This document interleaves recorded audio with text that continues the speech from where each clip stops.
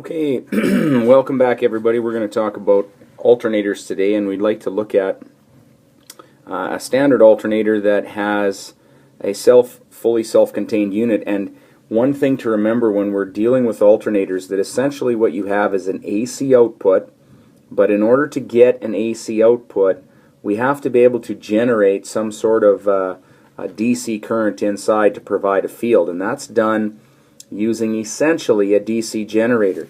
Now, what we have on the screen here is we're looking at a self-contained unit, and you can see that over here what we essentially have is the DC generator. And if you recall back to when you took generators, we have a field and we have an armature, and it's that exciter field that provides the residual magnetism with a north and a south pole here and here, so that when we turn the exciter armature through the field, and you can see your exciter armature is right here, when we turn that exciter armature through the field using a mechanical force, it's going to cut across the north and the south pole, which in turn will generate a voltage causing current to flow. But the most important part of this particular slide is just to demonstrate that we have two units. So again, we have this right here, and that is really our generator, and we'll write that down here. And it's that generator that will in turn is going to provide us the current that's necessary to produce an AC voltage. So if we split this unit in half, we could do that, and that's our generator.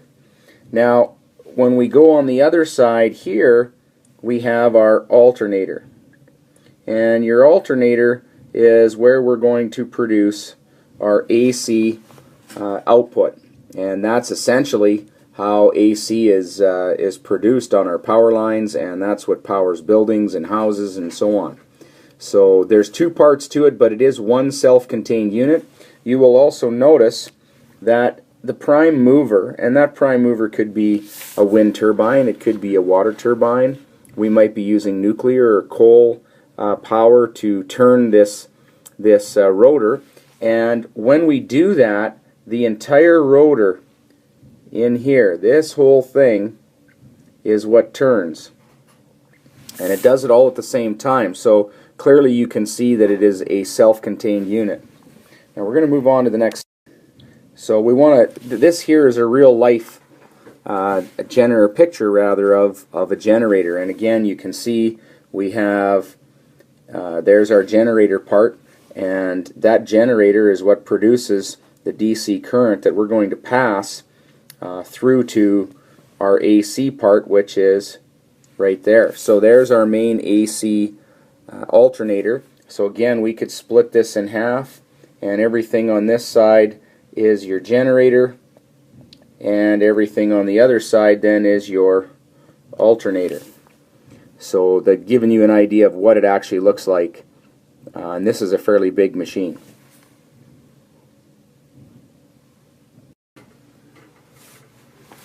Alright, let's take a look at what happens when we start making this thing turn. So first of all, just remember your prime mover down here is turning the entire portion of the rotor, and your rotor consists of your alternator field, and which has your rotating rectifier, and that also includes the exciter rotor, which is your armature of your exciter. So that whole thing is turning via wind, water, nuclear, what have you.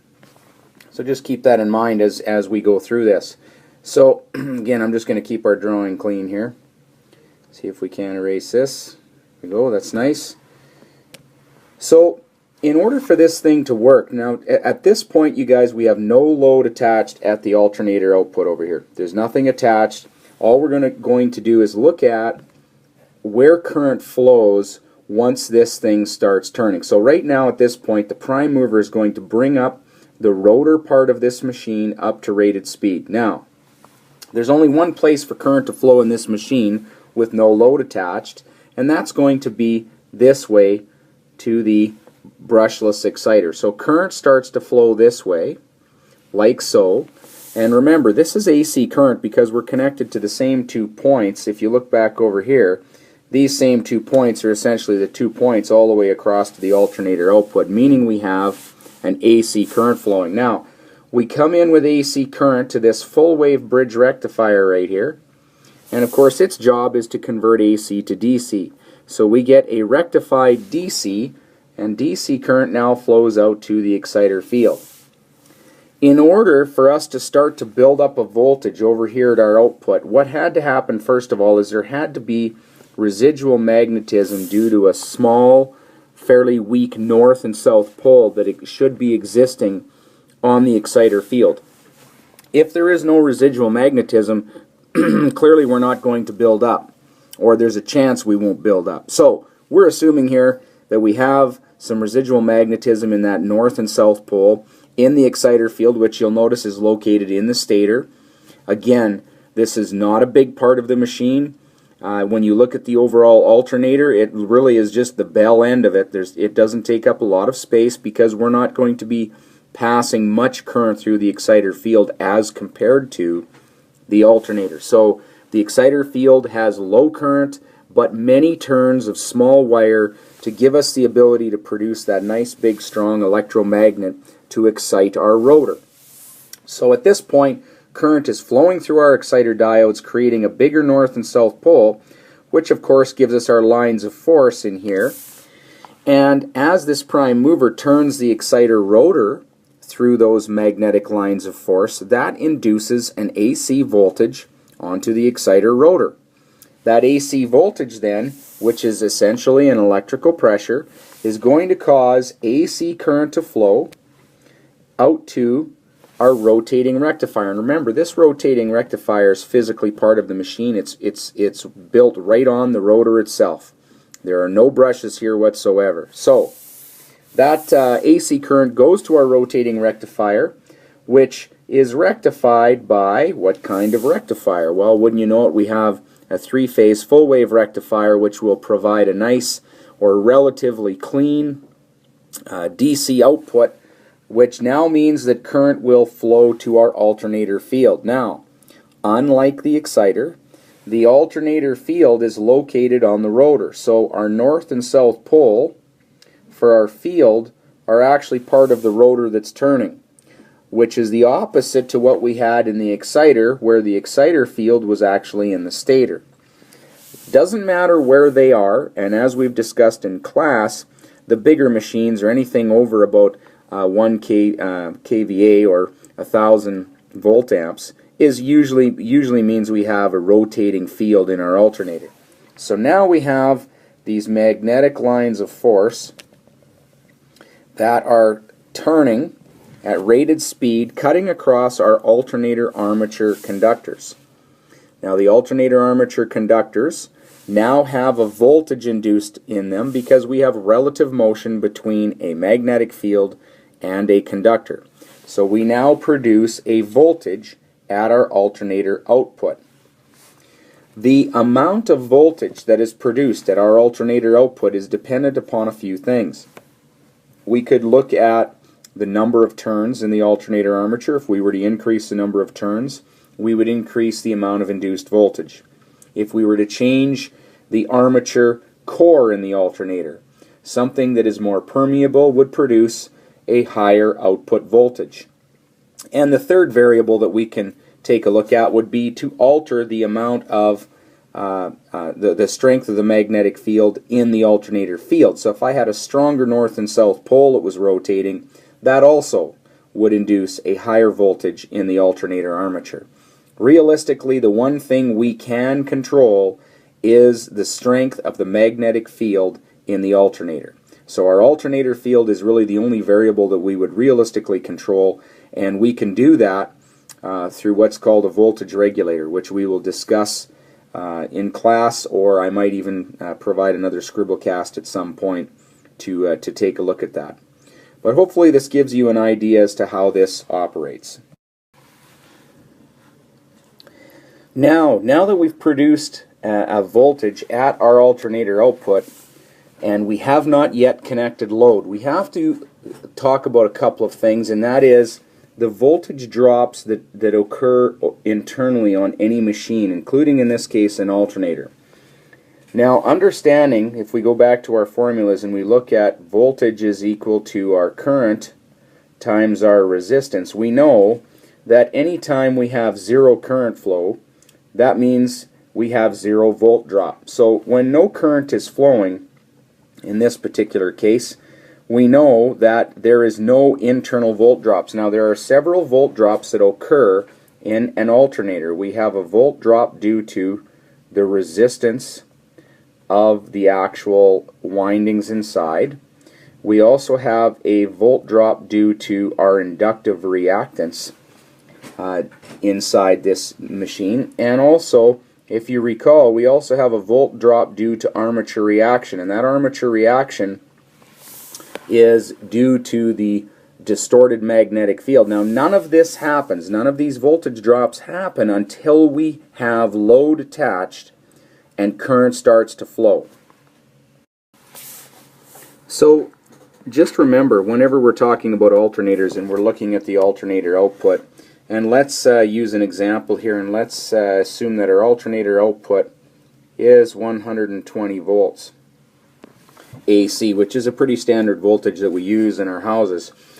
So the idea being is that in order to produce that 120 volts, we had to generate a little bit more than that, because we have, as soon as we connect load, so if I actually connect some load here, and we come out and let's connect some sort of a load, there's just showing some sort of a resistance, and then let's put an amp meter in there to measure current. And so we already know then that my voltage across the load here, that voltage we already know is going to be 120. Neglecting any resistance in the lines, we're really measuring for the most part at the same point as where we would measure at our alternator output. So now we've connected load and current is going to flow. Now that current is flowing, we are going to have some internal volt drops. So the internal volt drops, one of them clearly is the voltage dropped across the resistance of all of the armature conductors. The other one is also voltage X sync. Now that stands for synchronous reactance. Synchronous reactance is the combination of voltage due to armature reaction, which is that distortion of the magnetic field, and voltage due to inductive reactance. Remember, this alternator armature is a coil. Anytime we have a coil, it has the property of inductance, and inductance is the property of an electric circuit that opposes a change in current.